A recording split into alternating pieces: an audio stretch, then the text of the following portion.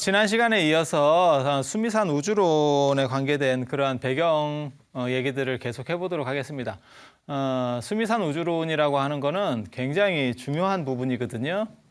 지금 현재 그 불교 우주론이라는 것은 오늘날의 관점에서는 그렇게 맞는 건 아닙니다. 그렇지만 과거에 인도 사람들이 어떻게 이 세상을 생각했고 그 다음에 또 어떤 들을 이해했는지라고 하는 부분은 사찰을 이해하는 사찰의 구조, 그 다음에 중세 불교 문헌들 아니면 고대 불교 문헌을 이해하는 데 있어서는 가장 중요한 부분입니다. 그래서 그 부분이라는 게 필요합니다. 그래서 수미산이라는 것은 저번에도 얘기했지만 우주의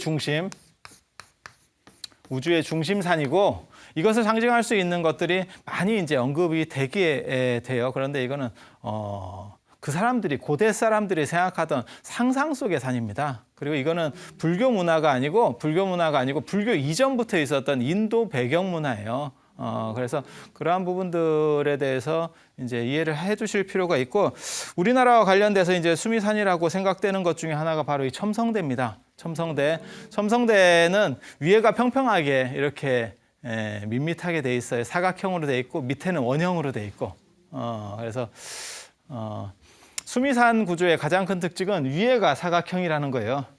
위에가 사각형이고 밑에는 어떻게 생겼는지는 모릅니다. 그런데 일반적으로 구사론에서는 정육면체 큐브 모양으로 돼 있다고 그렇게 나와요. 그런데 이제 12가지 수미산 형태는 한 12가지를 정도 생각해 볼 수 있는데 그중에 하나에 저는 첨성대 같은 형태도 있습니다. 그래서 첨성대가 이제 수미산이냐 이러한 논란이 조금 있었죠. 근데 첨성대가 왜 수미산이라는 얘기가 자꾸 나오냐면 직접 가보면 세계 최초의 뭐 천문대 어쩌고 저쩌고 하는데 별 보기는 상당히 어려운 구조로 되어 있습니다.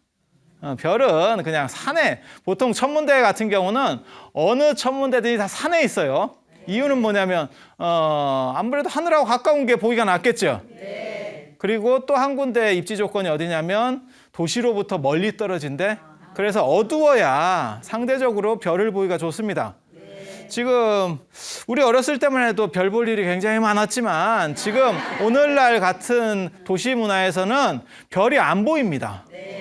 그래서 이제 시골에 아니면은 산사로다가 템플스테이 같은 거 오시는 분들을 저 같은 경우는 별을 보라고 그런 얘기를 많이 해드립니다.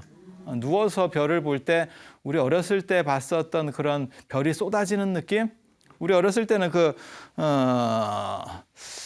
교과서에도 그런 게 있었는데 알퐁스도대 별 이래가지고 별이 뭐 이렇게 진짜 쏟아지는 듯한 느낌 뭐 이런 얘기들이 있었는데 그런 별을 지금은 볼 수가 없죠. 근데 산사에 가보면 그런 별들이 있어요. 아직도.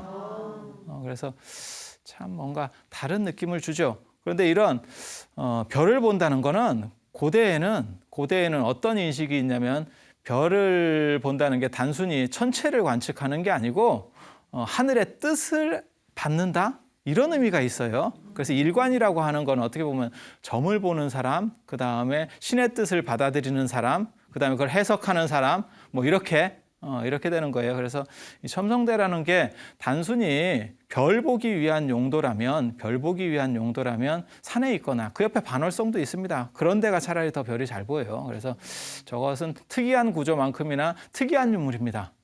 그래서 저거를 수미산이 아닌가 이런 추정을 해볼 수도 있어요. 또 신라 그 당시 이제 선덕여왕 때 첨성대가 만들어지는데 선덕여왕 이전에 진평왕 그 다음에 진덕여왕까지 뭐 이런 식으로 그런 사람들에게서 수미산에 관계된 내용들이 많이 나오죠. 그래서 이런 부분들이 이제 수미산과 연결되는 것이 아니냐 이런 얘기들을 추측해 볼 수 있습니다. 또 수미산을 중심으로 해서 수미산 중턱에는 지금 첨성대 이렇게 그림을 보시면 사진을 보시면 아시겠지만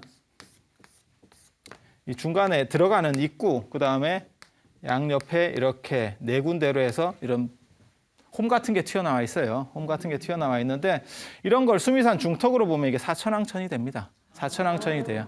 그 다음에 해나 별은 이 밖으로 돕니다. 해나 달은 이 밖으로 돕니다. 그래서 이게 전체가 어떤 우주의 축을 나타내는 게 아니냐. 그 다음에 선덕여왕 같은 경우는 재밌는 게 우리가 생각으로는 정치를 굉장히 잘했다고 생각하는데 실제로는 정치를 잘한 사람은 아닙니다. 정치를 잘한 사람이 아니어서 나라가 그 당시에 굉장히 위태로웠습니다. 중국 쪽 기록이라든가 우리나라 기록에 보면 중국에 가서 당나라 태종, 그 당시에 중국 역사상 뭐 가장 강력한 군주, 그다음에 정치를 잘한 군주라고도 얘기하는 당태종에 의해서 당태종에게 군대를 빌리려고 하는 그런 부분들도 있고, 그러니까 당태종이 뭐라고 그러냐면 너네 나라는 여자를 임금으로 삼아서 위험이 없으니까 내 종실 중에서, 내 쉽게 말해 친척 중에서 남자를 하나 보내줄 테니까 왕을 가러라, 이런 표현까지 들을 정도예요. 그래서 선덕여왕 당시에 아무튼 북쪽에 고구려가 내려오고 그다음에 서쪽에서는 백제가 쳐들어오고 이런 상황에서 굉장히 위험한 상황이었습니다. 그러한 부분들을 종교적인 관점에서 극복하려고 해요. 정치적으로 현실적으로 무능하니까 종교성을 이용해서 이제 극복하려고 하는 그런 대목들이 여러 군데서 나옵니다. 뭐 성조항고라고도 하고, 그다음에 그 흔히 그런 얘기 있잖아요. 선덕여왕과 관계된 재밌는 얘기가 있지.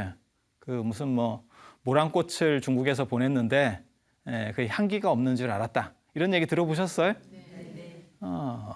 그것도 이제 굉장히 요즘으로 말하면 어떻게 보면 성희롱 같은 얘기일 수도 있는 그런 대목이에요.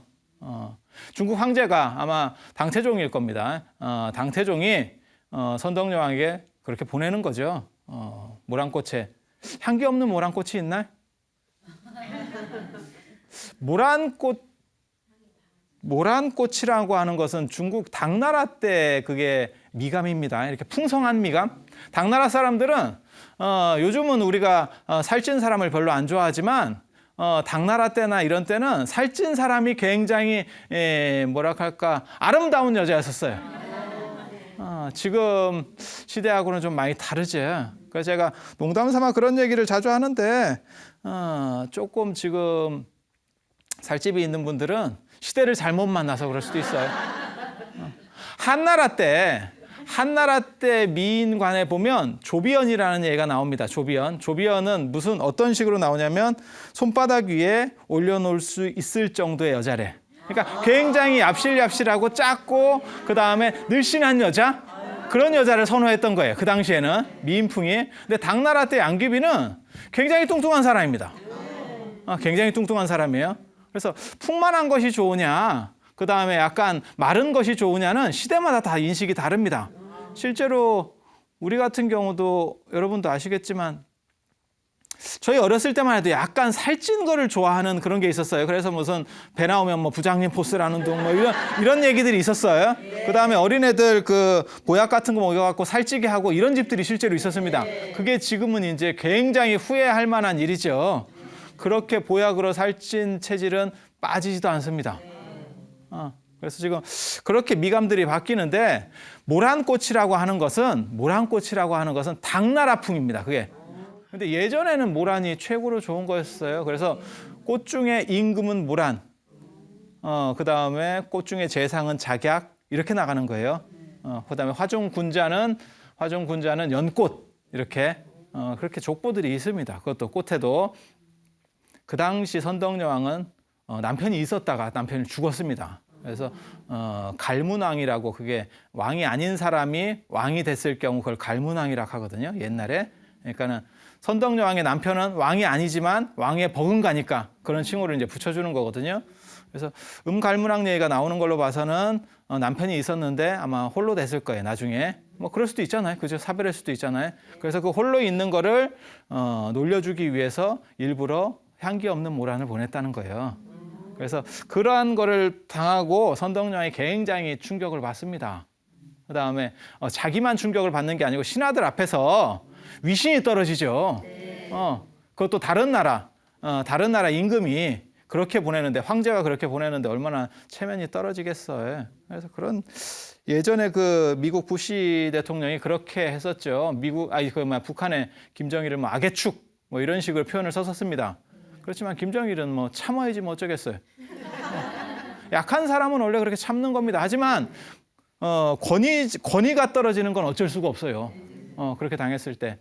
그래서 지은 절이 분황사예요. 분황사. 분향사라고 들어보셨어요?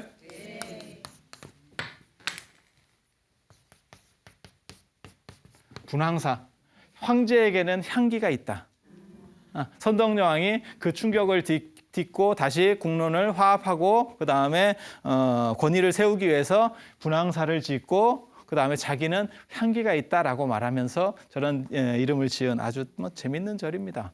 그리고 가보면 거기 탑이 있어요. 우리나라에서 가장 오래된 모전석 탑. 이렇게 분향사 탑이 있는데 그 탑 안에서 나중에 유물을 발굴할 때 뭐가 나왔냐면 바늘, 그 다음에 실패 뭐 이런 게 나옵니다. 여성용품이 나옵니다. 여성용품이. 실제로 그렇게 자기 개인용품을 넣는 거는 굉장히 특이한 경우입니다. 상원사에서 그 문수동자상에서 세조 옷이 나오는 것처럼 굉장히 특이한 경우예요. 자기 개인적인 어떤 발언이 들어갈 때 그럴 때 나오거든요. 그래서 이것도 이제 선덕여왕과 관련된다 이런 식으로 이제 파악을 하는 거예요. 그래서 선덕여왕의 정치적인 행보에 있어서 여성이기 때문에 군사력에 약간 무력한 부분을 보충하기 위해서 종교성을 굉장히 강조를 하거든요. 그와 관련된 유물이 바로 이런 첨성대예요. 그래서 이게 이제 수미산을 상징하는 게 아니냐. 또 선덕여왕 같은 경우는 마지막 돌아가실 때 죽을 때 나를 수미산 정상에 묻어달라. 도리천에 묻어달라. 이렇게 얘기를 해요. 그래서 실제로 그 도리천이라는 게 나중에 이제 확인이 되는 거죠. 왜냐하면 그 선덕여왕 무덤 아래쪽에 나중에 문무왕 때에 사천왕사가 들어섭니다. 사천왕천은 도리천 밑에 있어요. 아까 이 중턱에 해당하는 게 사천왕천이라고 그랬잖아요. 그래서 그게 이제 선덕여왕의 어떤 예지였다. 뭐 이렇게 나옵니다. 그래서 이 도리천 수미산과 관련된 이런 부분들이 선덕여왕의 어떤 일생에 있어서 상당히 강력하게 나타나요. 그래서 이게 이제 수미산이 아닌가라는 식의 이제 주장들이 나타나게 되는 겁니다. 그리고 요 말고도 요즘 수미산이라고 해서 많이 나오는 데가 이 카일라스산입니다. 카일라스산 들어보셨습니까? 요즘 들어서 저 카일라스산 불과 한 10몇 년 됐을 거예요. 10몇 년 전부터 저 카일라스산이 신성하다. 그다음에 저게 이제 수미산이다. 이래가지고 저기를 순례를 하고 이렇게 돌아요. 저 산 전체를 이렇게 한 바퀴 돕니다. 뭐 이렇게 성지순례로 그렇게 하시는 분들이 많이 있습니다. 저기 실제로 힌두교에서도 성산이고 인도에 자이나교가 있어요. 자이나교에서도 성산이고 그다음에 티베트 본교라고 티베트 무속신앙 같은 그런 토속 종교 그쪽에서도 성산입니다. 그러다 보니까 이제 굉장히 성산의 이미지가 강력하고 그다음에 저 산을 워낙 신성하게 보는 쪽이 많으니까 저게 수미산 아니냐 이렇게 이제 현실에서 주장을 하는 사람들이 있어요. 그리고 실제로 불교 여행사 같은 경우는 그런 식으로 모객을 합니다. 그런데 저거는 이제 수미산이 아니고요. 저 카일라스산은 향산이래요. 카일라스산은 불교 우주론에서 보면 카일라스산은 향산이에요. 향산. 그래서 이게 수미산이라고 하는 건 실제로 존재하는 산이 아닙니다. 이 카일라스산이 수미산이 되면 문제가 복잡해집니다. 사람들 생각으로는 무슨 문제가 해결된다고 생각하지만 실제로는 훨씬 더 복잡해져요. 왜? 신화 속에 있는 산이 현실에서 존재해버리면 그러면 그 모든 신들의 구조를 어떻게 이해할 거예요? 올림푸스 산이 현실에 있다고 가정해봐. 그럼 제우스는 어디 있어? 이렇게 되는 거지. 그런 문제들이 존재하는 거예요. 그래서 이거는 향산입니다. 이거는 뭐 제가 논문으로도 밝혀놨고 그다음에 일본 학자도 이거 향산으로 다 그렇게 돼 있어요. 향산이라는 게 여기에 건달바가 산대. 건달바라고 들어보셨어요? 우리 건달 이런 거 하는 얘기 있잖아요. 건달 뭐 양아치 뭐 이런 거 얘기할 때 그 건달 깡패 비슷한 뭐 이런 그런 용어 있잖아요. 그 건달이 여기 살아요. 인도 전설에 의하면. 근데 그 건달은 향만 먹고 삽니다. 밥을 먹고 사는 게 아니고 어떤 존재냐면 신들을 위해서 고급 신들을 위한 기쁨조 같은 역할을 하는 게 건달이에요. 건달. 그러니까는 천사하고 비슷한 겁니다. 원래는 천사하고 비슷한 거예요. 그래서 향만 먹고 음악을 연주하고 뭐 이렇게 사는 하급 신들이에요. 하급 신들. 그래서 건달이라고 하는 말이 원래는 나쁜 말은 아닙니다. 원래는 어떤 식으로 얘기해야 되나? 남에게 기쁨을 주고 그 다음에 연예인 생각하시면 될 거예요. 연예인. 그리고 그게 이제 우리 인식에서는 어떻게 되냐면 나중에 우리는 지금은 연예인을 좋은 직업으로 보지만 얼마 전까지만 해도 그런 걸 이제 딴따라 뭐 이런 식으로 해서 굉장히 좀 비하하는 용어를 썼었어요. 그리고 그런 사람들을 조선시대 같은 데는 어떤 식으로 봤냐면 일 안 하고 쉽게 말해서 무의도식하면서 뭐 이렇게 사는 사람들 그런 인식들이 전환돼서 건달은 무슨 약간 더부살이 하는 사람 같이 아니면 깡패 같이 남을 뜯어먹고 사는 사람 이런 식 인식이 정착이 되는 겁니다. 그래서 이렇게 카일라스 같은 게 향산이고 힌두교에 의하면 이 산이 좀 굉장히 좀 뭔가 있어 보이지 않아요? 뭔가 강렬해 보입니다. 힌두교에서는 쉬바신 힌두교에 신이 있어요. 시바신이 산다는데요. 그 시바신이 뭐 하는 신이냐면요. 요즘 유행하는 그 요가의 창시자가 시바신입니다. 요가의 창시자. 그래서 이 카일라스 산에 살면서 호랑이 가죽 위에 앉아 있대. 뭐 이런 얘기가 있어요. 그래서 이 시바신과 관계된 재밌는 게 바로 이러한 거죠. 이 밑에 있는 이 산 위에 지금 앉아 있는 겁니다. 시바신이. 그다음에 인도의 힌두교 신들은 결혼을 해요. 그러니까는 인도에는 두 가지 문화가 있는 거거든요. 그러니까는 결혼한 수행자 아니면 그다음에 독신 수행자. 그러니까 불교 같은 계열도 있고 그다음에 결혼해서 그냥 일반적으로 사는 그런 계열도 있어요. 그래서 힌두교 같은 경우는 이렇게 결혼을 하는 그런 게 있기 때문에 그 옆에 부인이 파르바티입니다. 누가 남자인지 아시겠습니까? 가슴을 보면 바로 보입니다. 가슴이 막 엄청 크게 이렇게 나오잖아요. 저게 지금 사진이 뚜렷하지 않아서 그러는데 저 밑에 저 판같이 생긴 게 지금 카일라스 산이에요. 밑에 깔고 앉아있는 그 판같이 생긴 게 카일라스 산이고 그 밑에 어떤 사람이 이렇게 손이 여러 개 있는 사람이 뭘 들고 있지. 그게 악마, 라바나라고 하는 악마예요. 이게 재밌습니다. 이게 되게 웃긴다고. 원래 저게 이제 스리랑카의 아마 군주였을 거예요. 저 라바나라고 하는 사람은 스리랑카의 군주고 그 나중에 이제 스리랑카가 인도에 정복되면서 그냥 악마로 이제 변신을 하게 되는데 악마 이미지를 갖게 되는데 이 라바나가 시바신을 해치우기 위해서 산 전체를 들어서 엎어버리려고 하는 거예요. 지금 그런 대목입니다. 그런 대목이에요. 굉장한 힘이 있기 때문에 그래서 덮어버리려고 하는데 시바신은 자기 마누라 찌찌를 만지면서 발끝으로 딱 누르니까 산이 안 움직이더라는 거예요. 그게 무슨 얘기냐면 악마보다 훨씬 세다. 악마가 총력을 다해서 그렇게 무언가 시바신을 제거하려고 했지만 그냥 발끝으로 살짝 누르니까 악마는 꼼짝도 못한대. 엘로라 석굴에 있는 인도에 가면 아잔타 엘로라 석굴이라고 있거든요. 엘로라 석굴에 있는 부조예요. 그리고 지금 우리나라 사람들이 이게 지금 카일라사나트 사원이라는 거거든요. 엘로라 석굴에서 가장 큰 사원. 엘로라 석굴 갈 때 입장료를 내지만 여기 들어갈 땐 또 입장료를 한 번 더 냅니다. 굉장히 대단한.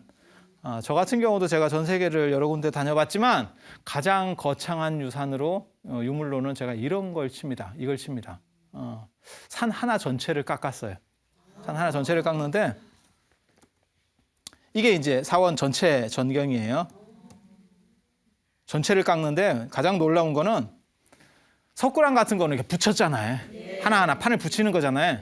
이거는 산 하나 전체를 조각하려고 아예 설계가 나와가지고 붙인 게 하나도 없습니다. 전체 통조각이에요. 전체 통조각. 그러니까 산 하나를 놓고 전체를 통으로다가 조각하는 거예요. 그게 이제 인도 사람들의 수학적 능력이라고 하는 거거든요. 그러니까는 계산 잘못해가지고 어느 한 군데를 더 깎아버리면 뭐 끝나는 겁니다. 그런데 이런 방 하나만 깎는다고 해도 이게 쉬운 일이 아니거든요. 그냥 전체를 깎아 나가는 거예요. 안에서 깎아 나가는 거예요. 그런데 산 하나 전체를 저렇게 깎는다는 거는 뭐 대단한 일이죠. 보통 대단한 일이 아니에요. 그래서 진시황의 무슨 뭐 병마용 이런 거 얘기하는 사람들이 있지만 실제로 가보면 이게 훨씬 더 대단합니다. 훨씬 더. 그리고 이거는 이렇게 이 정도 찍어가지고는요 감각적으로 잘 안 와요. 너무 큰 거는 너무 크고 이렇게 그런 경우에는 사진에 잘 안 들어옵니다. 피라미드 같은 경우도 그렇거든요. 사진 찍어 놓으면 이게 얼마나 큰가, 얼마나 위험이 있는가라는 게 잘 안 옵니다. 근데 가보면 확실히 다르죠. 확실히 다르죠. 그런데 이 카일라스아나트 사원, 이 카일라스 산을 조각해 놓은 거예요. 묘사해 놓은 거예요. 시바신이 산은. 그래서 이런 조각이라고 하는 거는 진짜 가보면 굉장히 감동적입니다. 이게 전체를 다 이렇게 붙인 거 하나도 없이 전부 조각을 하는 거예요. 그래서 시바신이 살고 있는 카일라스 산을 조각해 놓은 겁니다. 저 밑에가 굉장히 깊은 거예요, 지금. 이게. 산 하나 전체를 막 통째로 깎아버리는 거니까. 이 카일라스산은 그래서 향산이라는 거, 그 다음에 저 시바신이 사는 산이라는 거 정도만 이해를 하세요. 저거를 자꾸 수미산이라고 얘기를 하는 바람에 제가 개인적으로 저렇게 되면 안 된다고 생각을 해서 논문도 발표를 하고, 저거는 수미산이 아니라고 논문도 발표를 하고 해도 사람들이 잘 믿지를 않습니다. 무슨 문제 때문에 그러냐면 논문을 보고 안 믿는 게 아니고 방송들에서 이제 문제를 자꾸 만드니까 그래요. 그래서 초파일 특집 이런 방송에서 자꾸 이런 데를 가면서 이제 수미산이다 이런 식으로 자꾸 주장들을 해요. 이제 경치 보여주면서. 그런데 원래 방송이라는 거는 전문가들이 만드는 건 아니거든요. 그러다 보니까 그런 게 이제 일반화되고 이런 문제들이 좀 많이 존재합니다. 많이 존재해요. 아무튼 카일라스산이 수미산이 되면 안 돼. 그거 한 가지는 분명히 해야 되겠고, 그 다음에 이제 나오는 게 왜 수미산이 중요하냐면 수미산의 구조대로 절이 지금 만들어져서 그래요. 이 표는 지금 짧게 보이니까 그러는데, 예를 들어서 이런 절, 이건 지금 부산의 범어사입니다. 범어사. 밑에 보시면 일주문 이 수미산 맨 밑에예요. 수미산 맨 밑에. 아까 첨성대 같이 수미산을 그리면 요 맨 밑에가 일주문. 그 다음에 여기 중간이 천왕문. 그 다음에 여기가 이제 해탈문. 구리문, 해탈문 이렇게 같이 가는 거거든요. 그래서 부처님이 모셔져 있는 대웅전은 여기 이렇게 구조가 돼 있어요. 그 다음에 수미산 바깥쪽으로는 향수회라고 그래가지고 물이 흐릅니다. 물이 흘러요. 물이 흐른다고 돼 있거든요. 바다가 이렇게 싸고 있다 이렇게 돼 있어요. 그래서 그 부분을 해당하는 게 뭐냐면 절에 가면 언제나 다리가 있어요. 다리를 건너가죠.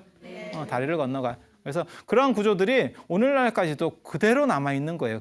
그러니까 저 수미산 우주론을 바탕으로 해서 절을 만들기 때문에 그래서 수미산 얘기를 자꾸 하는 겁니다. 수미산이 지금 있는 것도 아니고 지금 과학적 지식으로 맞는 것도 아닌데 왜 저 얘기를 하느냐 자꾸 사람들이 그렇게 생각할 수도 있는데 이걸 모르면 이 구조 자체를 이해할 수 없어요. 그러니까 절 구조 자체를 이해할 수가 없어요. 그리고 우리나라에서 큰 절들은 전부 다 이런 똑같은 구조로 만들어져 있다는 거 그런 정도 생각을 하시면 됩니다. 이게 통도사. 통도사 같은 경우도 내나 이런 구조로 되어 있지만 이제 산지가람 같은 경우는요. 이건 월정사에 산지가람 같은 경우는 원래는 불국사 같은 경우는 터를 만들었습니다. 그래서 뭐 37년이 걸렸다 이런 얘기가 나오는 거거든요. 그래서 터 자체를 다 만들었어요. 돈을 많이 들여서. 그래서 이제 축대 같은 경우가 불국사 생각하면 이런 축대 같은 게 생각나는 게 전체를 다 만들어서 그래요. 근데 예전에는 그렇게 축대 쌓기가 굉장히 어렵습니다. 집 짓는 거는 쉬워요. 집 짓는 거는 나무 베다가 지면 쉬운데 축대 쌓는 거는 중장비가 없으면요. 이게 인력으로 한다는 게 굉장히 어렵습니다. 그러다 보니까 무슨 일이 벌어지냐면 일반적인 사찰은요. 불국사는 막 정부 주도로다가 김대성이 정부 주도를 해서 만든 사찰이고 그게 무슨 사찰이냐면 신라가 통일한 지 한 100년 정도 지나니까 자신감이 생긴 거예요. 한마디로 얘기해서. 그래서 고구려인 백제인들이 섞여 있잖아요. 네? 한반도에 고구려 백제가 섞여 있잖아요. 이렇게. 신라가 전체를 통일하긴 했지만 이 사람들을 같이 가야 될 거 아니에요. 계속 차별할 수는 없잖아요. 처음에는 차별을 했어. 당연한 거예요. 그거는. 그래서 신라 사람들이 고구려 백제를 차별을 했었는데 이런 식으로 계속 가면 나라가 유지가 안 됩니다. 그러니까 한 100년 정도 지나면 자신감이 생기니까 이 사람들을 하나로다가 융합할 필요가 생기는 거예요. 그 시점에서 국가적인 프로젝트로 건설되는 게 불국사입니다. 예를 들어 봅시다. 김유신이라는 사람이 있잖아요. 김유신이 계백을 죽였잖아요. 결국 계백을 죽이는 거잖아요. 그럼 계백은 어때요? 계백이 굉장히 재밌는 장군이에요. 중국에도 그런 장군은 몇 없어요. 전쟁에서 졌는데 이름이 나요. 장군이라고 하는 건 전쟁에서 이기라고 노는 게 장군입니다. 장군이 전쟁에서 지면 그게 아무 쓸모도 없어요. 그런데 계백 같은 경우는 전쟁에서 졌고 그로 인해서 나라가 망했는데도 불구하고 이름이 나 있어요. 그건 왜 그러냐면 이미 어쩔 수 없는 상황이었고 할 수 있는 대로 최선을 다했기 때문에 그 사람을 기려주는 거예요. 그런데 김유신이라는 사람 입장에서는, 김유신의 신라적 입장에서는 계백은 무조건 나쁜 놈입니다. 그렇게 될 수밖에 없잖아요. 김유신은 정당하니까. 그렇게 되면 백제 사람은 계속해서 정당성을 얻을 수가 없는 거예요. 그런데 이 공통분모로 뭘 잡냐면 부처님 나라, 이렇게 잡는 거예요.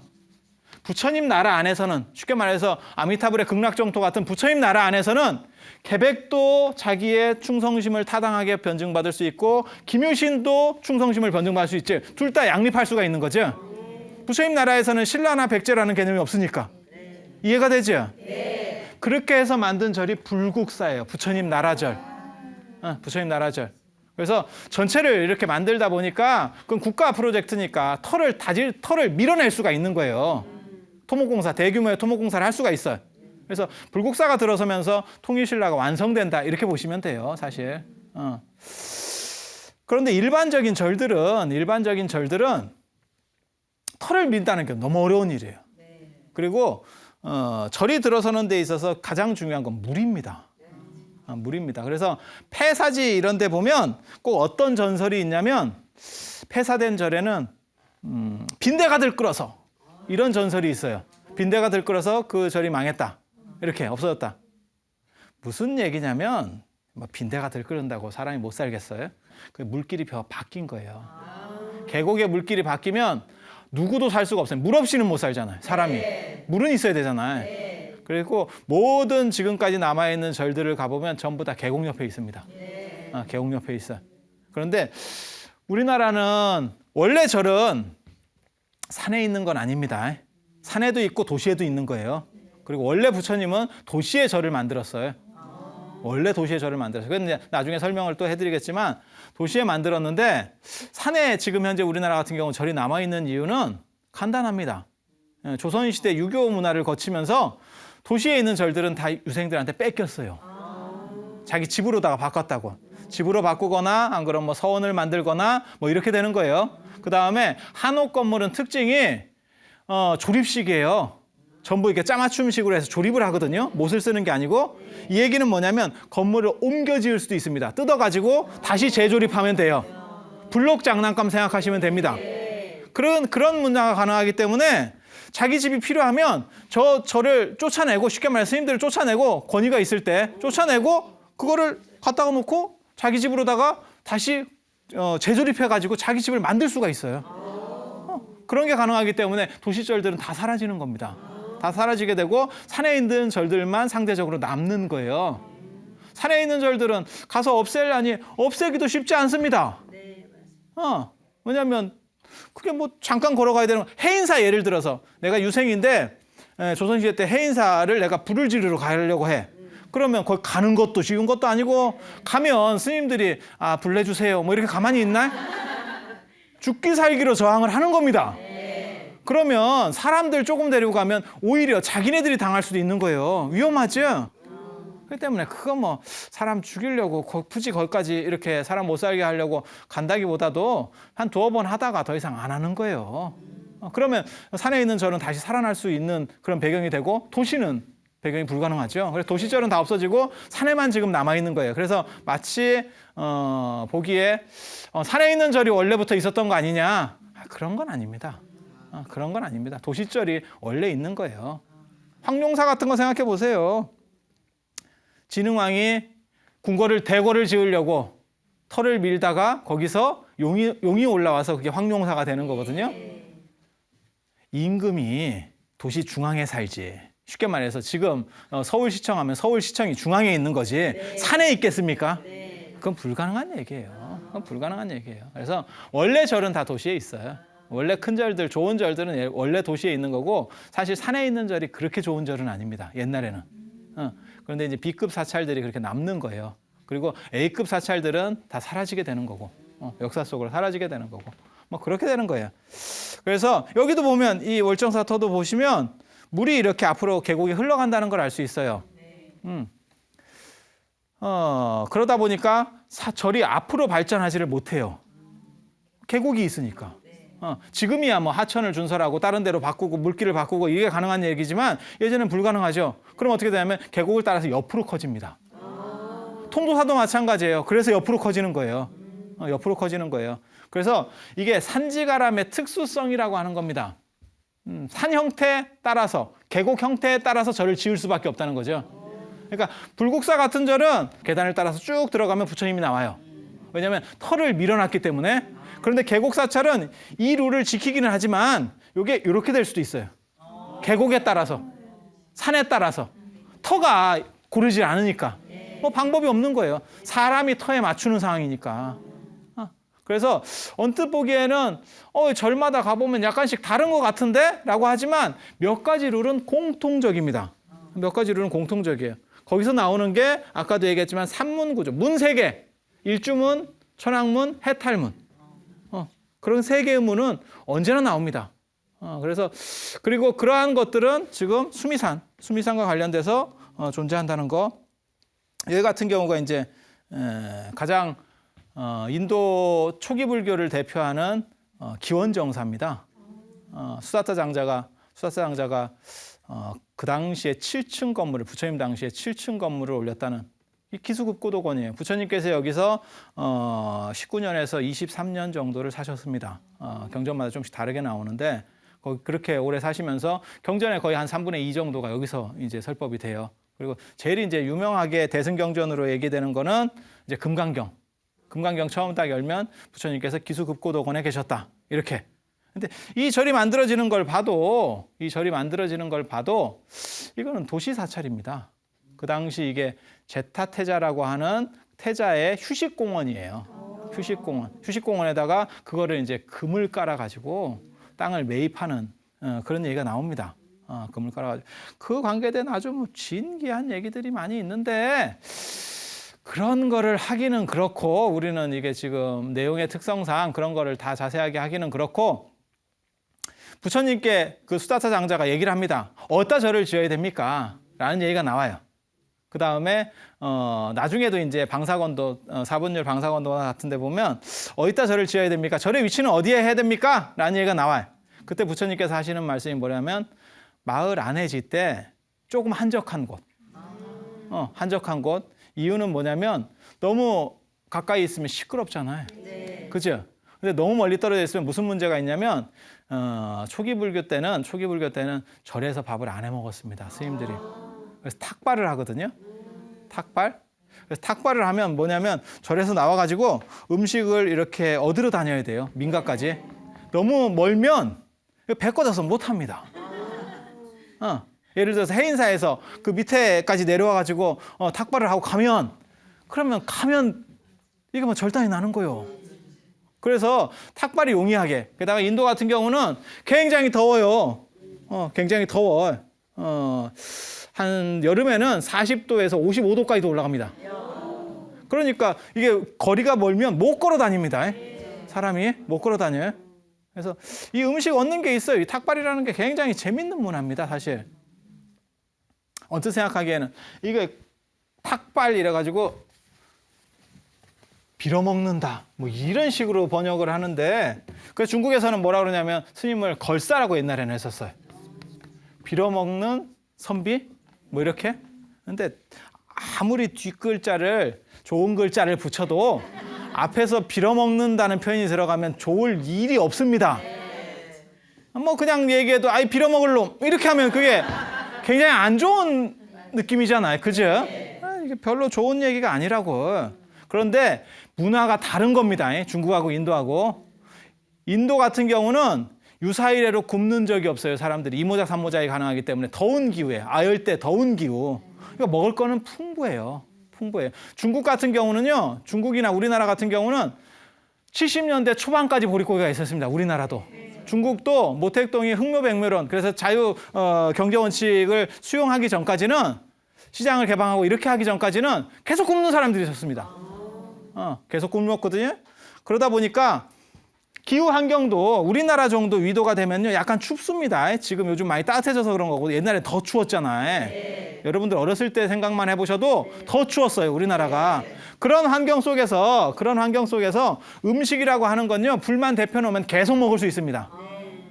인도는 아침에 한 밥을 점심에 못 먹습니다. 상해버립니다. 그래서 걔네는 최대한 그런 상하는 걸 없애기 위해서 우리 뜸 들일 때 걔네는 물을 빼요. 아예. 그렇게 수분량을 최소화시켜요. 율장에도 그런 얘기가 나옵니다. 아침에 짠 주스는 오후에 먹지 마라. 술이 돼요. 자연 발효가 돼요. 약간 자연 발효가 돼. 그래서 그런 문제들이 있습니다. 그런 문제들이 있어요. 그래서 인도에서는 음식을 해서 두고 먹는다는 개념이 없어요. 그런데 또 여러분들이 이제 가정에서 음식 같은 걸 준비를 해보시면 아시겠지만 딱 가족이 먹을 만큼 한다는 건 거의 불가능합니다.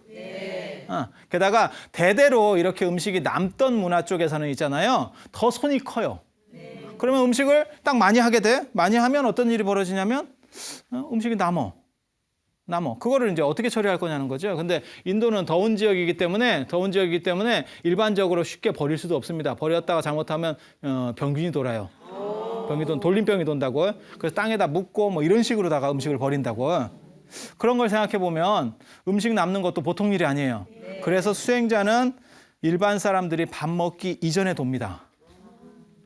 일반 사람들이 밥 먹기 이전에 돌아요. 그게 탁발이에요. 그러면 내가 밥을 이만큼 했는데 이거 남을 것 같아? 그러면 수행자한테 먼저 줍니다. 그리고 수행자는 이 탁발할 때 절대 말을 해서도 안 돼요. 탁발 끝나고 음식을 주고 난 뒤에 말을 합니다. 축원을 해주거나 안 그러면 뭐 법문을 해주거나 이렇게 하는 거예요. 그전에는 말을 하면 안 됩니다. 고맙다는 소리도 하면 안 되고. 왜? 내가 좋은 음식도 준비하고 나쁜 음식도 준비했는데 뭐 나쁜 음식 주지 이렇게 생각을 하고 나온 거예요. 근데 그 양반이 법문을 너무너무 잘하고 이렇게 말을 잘하고 막 이렇게 굉장히 혹하게 하면 원래는 안 좋은 음식을 주려다가 좋은 음식을 주게 되는 거예요. 사람이. 호감이 생기니까. 뭔 뜻인지 알겠지? 그거는 수행자에게 또 다른 집착이라는 거예요. 또 다른 집착이라는 거예요. 그래서 그 부분을 이제 말을 못하게 하는 거고 그 다음에 주는 사람이 고맙습니다를 합니다. 인도에서는 주는 사람이 받아줘서 고맙습니다. 안 받아주면 그걸 어떻게 처리할 거예요. 그래서 인도 거지들은 지금도 고맙다는 얘기를 잘 안 해요. 뭘 받았을 때 내가 아니면 당신이 어떻게 적선하겠느냐 이렇게 이런 반응들이 나옵니다. 그리고 탁발이라고 하는 거는 일반 사람들이 밥 먹기 전에 도는 거고 그 다음에 거지들은 밥 먹은 뒤에 돕니다. 그래서 다릅니다. 수행자하고 거지하고는 달라요. 거지하고는 다르고 그 다음에 그래서 절에서는 점심밥이 빠른 겁니다. 점심공양. 부처님 사시 같은 거 이렇게 보면 10시에 시작하잖아요. 세상에 어떻게 10시에 드시지? 한 바퀴 먼저 돌고 일반 사람들 먹는 식사 시간보다 먼저 빠르게 탁발을 돌고 그 음식을 옛날에 드셨기 때문에 시간이 빠른 거예요. 그리고 부처님 드시는 시간에 조금 지나서 이제 신도들이나 일반 스님들도 이제 공양을 하죠. 그래도 12시 이전에 다. 저 같은 경우 이제 월정사에 있는데 저희 점심 공양 시간은 11시입니다. 그러면 일반 사람들 입장에서 굉장히 빠르죠. 이유가 뭐냐면 먼저 그렇게 돌기 때문에. 그리고 이러한 탁발 문화 때문에 뭐가 나오는 거냐면 절이 마을 밖에 있으면 안 됩니다. 나갈 수가 없어요. 그래서 절은 마을 안에 있는 거예요. 원래 인도절은 마을 안에 있는 거예요. 그래서 그런 정도를 생각해 두셔야 돼요. 그래서 원래 절은 도시에 있다는 거, 원래 절은 도시에 있어야 된다는 거 한 가지 알아두시고, 단 우리나라 같은 경우는 나중에 이제 특수한 이유들에 의해서 산으로도 많이 들어가요. 그리고 수행하기도 좋고, 그래서 산으로도 많이 들어가는데 도시절은 다 사라지게 됐다는 거. 그리고 산에 있는 절들은 그 지형에 맞추다 보니까 일률적으로 똑같이 잘 안 나온다는 거. 그 정도를 배경으로 먼저 이해하시면 되겠습니다. 그래서 오늘은 그 정도 하는 얘기로 해서 마치고 다음 시간에는 이러한 구조들이 어떻게 나타나게 되는지, 그 다음에 어떤 정형화가 존재하는지에 대해서 말씀드리도록 하겠습니다. 자, 이상 마치도록 하겠습니다.